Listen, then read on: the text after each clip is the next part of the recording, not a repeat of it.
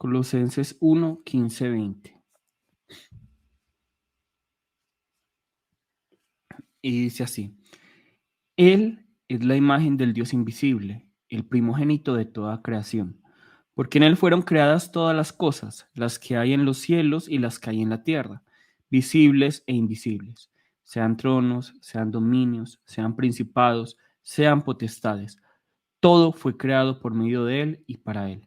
Y Él es antes de todas las cosas, y todas las cosas en Él subsisten.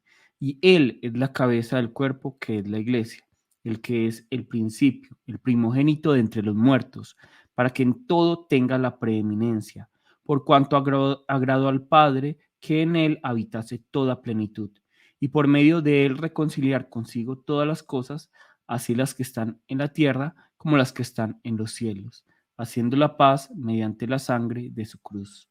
Amén. Vamos a orar. Padre Dios, te damos muchas gracias, Señor, por tu amor y tu misericordia. Gracias, Señor, por esta mañana en la que nos permites estar aquí y volver a entender que Jesús es el centro, que Jesús es el centro de nuestra iglesia, de nuestra comunidad, de nuestras vidas.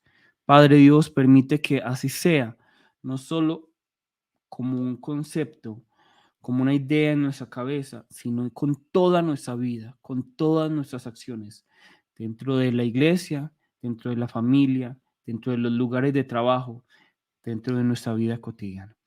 Padre Dios, haz que realmente Jesús sea el centro en todo lo que hacemos. Oramos en el nombre de Jesús. Amén. Bueno, no creo que para nadie sea un secreto que muchos de los mejores inventos y empresas creadas por la humanidad fueron en medio de fuertes crisis. De hecho, hace unos meses tuve la oportunidad de leer un artículo donde se resaltaba que durante la pandemia se disparó el crecimiento de nuevos emprendimientos, nuevas empresas. Y esto se debe a que las crisis se convierten en oportunidades para el éxito. Y creo que para la iglesia esto no es diferente. Todos nosotros padecimos la crisis de no poder reunirnos durante varios meses. Algunos todavía la están padeciendo, pero personalmente yo no creo que esto haya sido un tiempo perdido, porque durante este tiempo estoy seguro que el Señor estuvo obrando en cada uno de nosotros.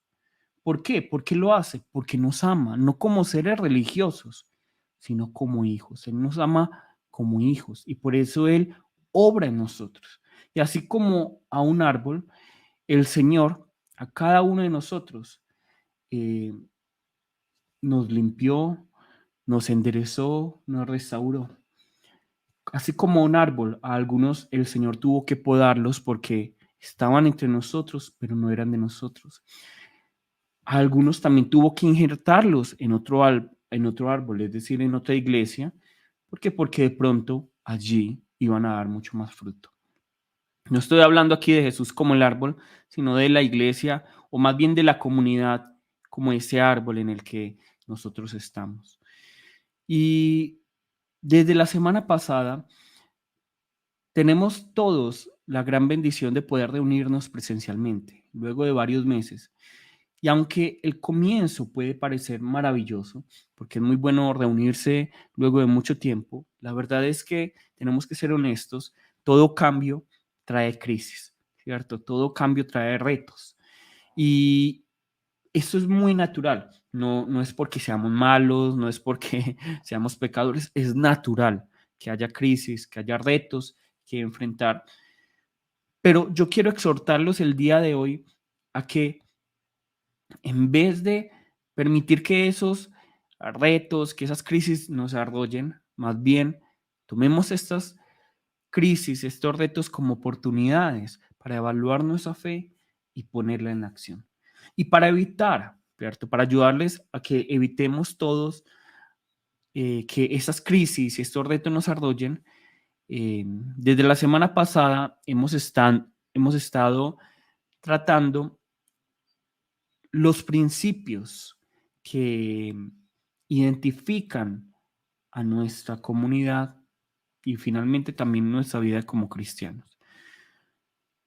Y la semana pasada comenzamos con el primer principio o el primer punto, como quieran decirle, que nos dice que la Constitución, la guía, el manual de convivencia, la autoridad de nuestra iglesia es la Biblia. ¿Por qué? Porque en la Biblia está contenida la palabra de Dios.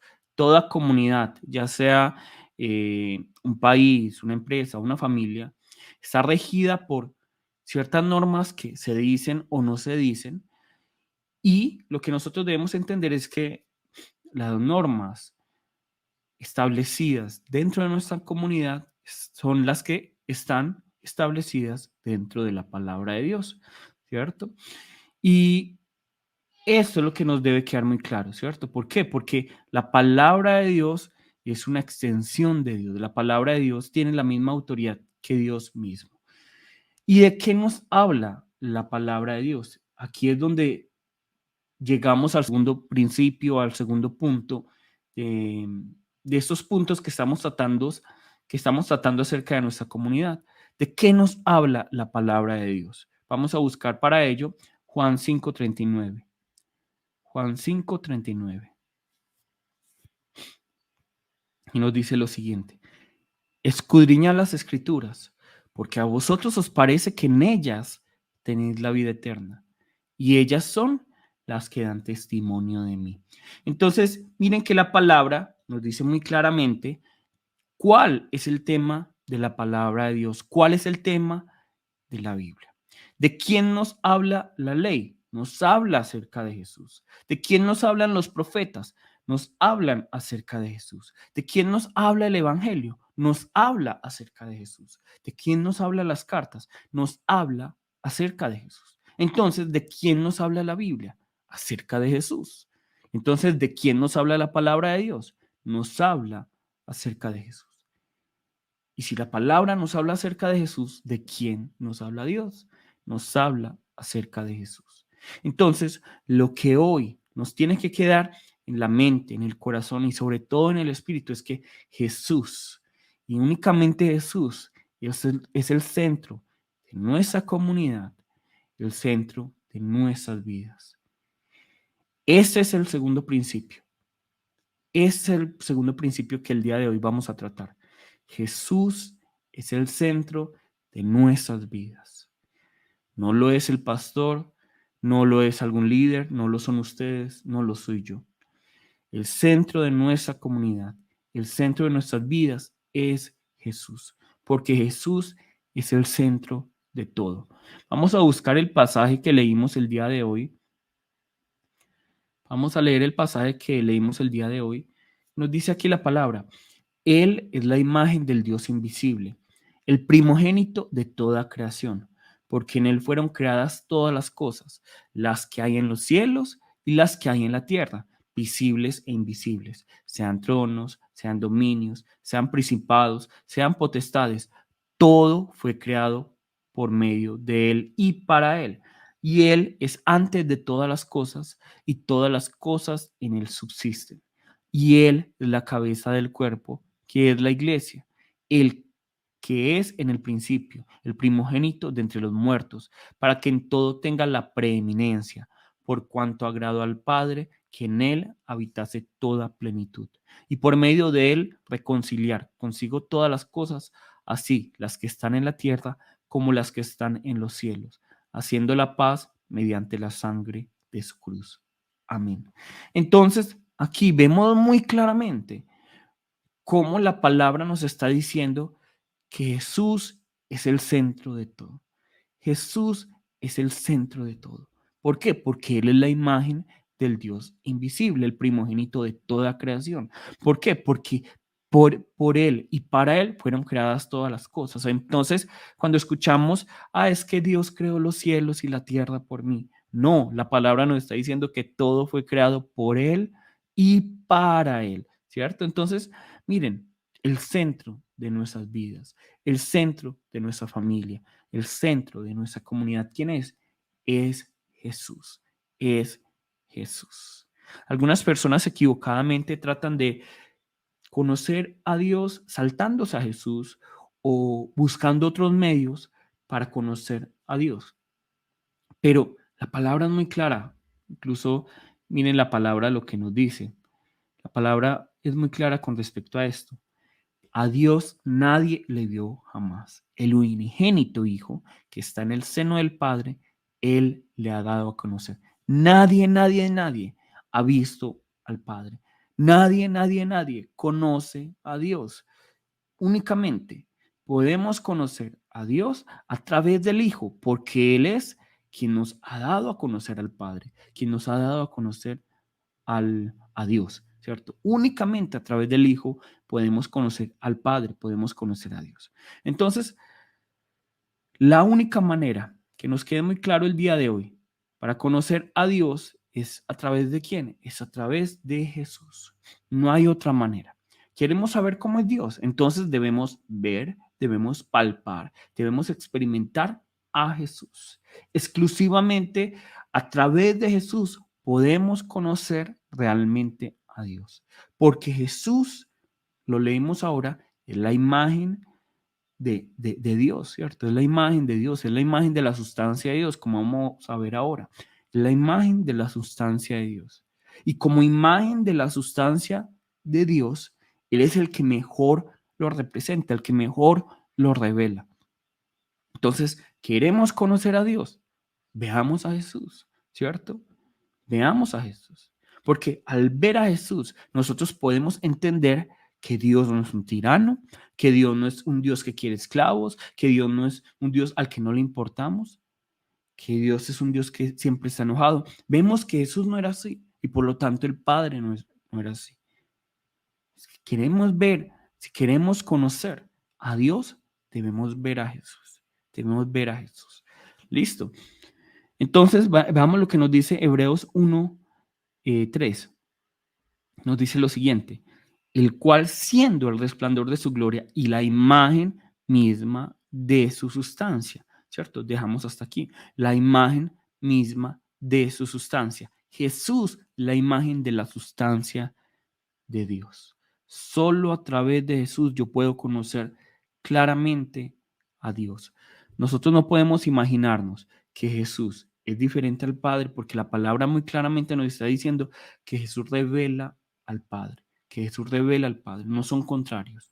¿Listo? De hecho, hay una secta que hoy en día tiene mucha fuerza, ¿cierto? Y que nos muestra al Dios del Antiguo Testamento como si fuera diferente al del Nuevo Testamento. El Dios del Antiguo Testamento es un Dios bravo, enojado, tirano, ¿cierto? Mientras que el Dios del Nuevo Testamento es el Dios verdadero. El Dios del Antiguo Testamento es supuestamente, según esta secta, digamos, un Dios inferior, mientras que el Dios que está revelando Jesús es el Dios superior. Y esto no es así. El Dios que Jesús está manifestando es el mismo Dios del Antiguo Testamento y del Nuevo Testamento, ¿cierto? Porque Dios es uno y no cambia. ¿Listo? Y es por esa razón que nosotros como Gozo Santo y como cristianos debemos entender nuevamente, les digo, que el centro es Jesús, nadie más, nadie más. En nuestra comunidad, Jesús es el Señor. En nuestra comunidad, Jesús es el Salvador. Jesús es el médico. Jesús es el pastor. Jesús es el amigo. Jesús, Jesús, Jesús. Nuestro centro, nuestra mira están en Jesús y nadie más.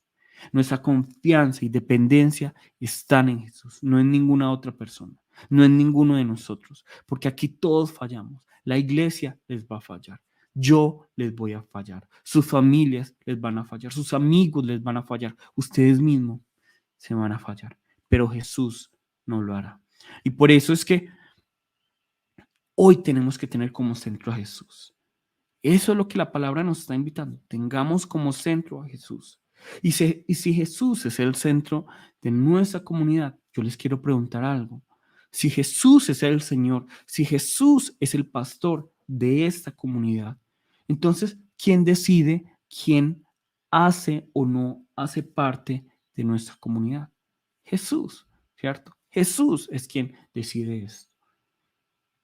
¿Y a quién invita Jesús a ser parte de esta comunidad? ¿A quién le da la bienvenida? Vamos a buscar para ello Mateo, Mateo 9, 10, 13.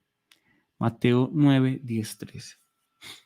Y aconteció que estando él sentado a la mesa en la casa, he aquí que muchos publicanos y pecadores que habían venido se sentaron juntamente a la mesa con Jesús y sus discípulos. Cuando vieron esto, los fariseos dijeron a los discípulos: ¿por qué come vuestro maestro con los publicanos y pecadores? Al oír esto, Jesús les dijo: los sanos no tienen necesidad del médico, sino los enfermos. Id pues y aprended lo que significa misericordia quiero y no sacrificio, porque no he venido a llamar a justos, sino a pecadores al arrepentimiento. Qué hermoso esto, qué hermoso esto. Y miren lo que nos está diciendo la palabra aquí. La única condición, porque hay una condición, ¿no?, para ser parte de nuestra comunidad es desear a Jesús, es desear a Jesús. Aquí la gente no es bienvenida porque logró ser lo que supuestamente debería ser. Aquí la gente es bienvenida si desea a Jesús. El que desee presentarse ante el Señor, el que desee conocer a Jesús, es bienvenido aquí. Para que el Señor sea quien le restaure, le sane, le transforme, le dé vida. Aunque no lo crean,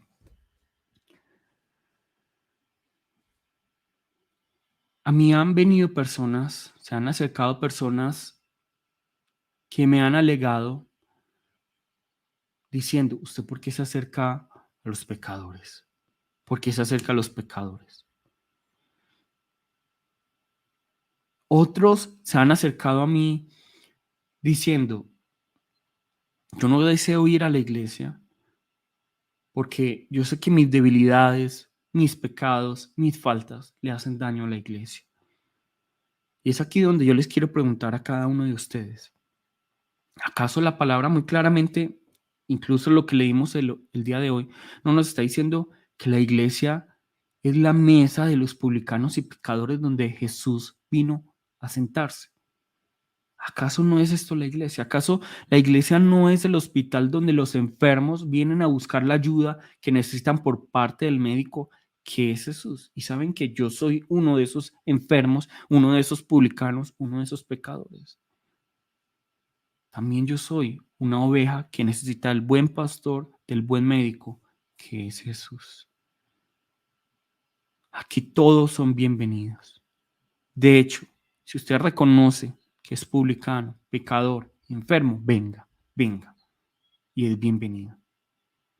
En esta iglesia es bienvenido el joven y el anciano, el rico y el pobre, el blanco y el más moreno, ¿cierto? El heterosexual y el homosexual, el de derecha y el de izquierda, el rockero y el reggaetonero, el que no sabe de Biblia y el que cree saber algo de Biblia. Todos son bienvenidos a la iglesia, a la mesa del Señor, porque aquí en este lugar Jesús es el centro. Jesús es el Señor. Jesús es el pastor. Y quien da la bienvenida, debemos entender esto, quien da la bienvenida es Él. Y como Él es el quien da la bienvenida, Él es el que comprende quiénes somos nosotros, el que define quiénes somos o qué no somos, ¿cierto? El que conoce el proceso de cada uno de nosotros, el único que realmente lo conoce, el que decide qué hacemos o no hacemos, en quien debemos nosotros poner nuestra confianza y nuestra dependencia, solo Él, porque Él es el centro, Él es el centro.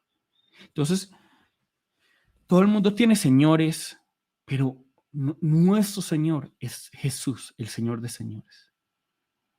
Todo el mundo tiene reyes, pero nuestro rey es Jesús, el Rey de Reyes. Todo el mundo tiene a alguien o algo donde pone su confianza y dependencia, pero nosotros ponemos nuestra confianza y dependencia en Jesús, que es la roca sólida.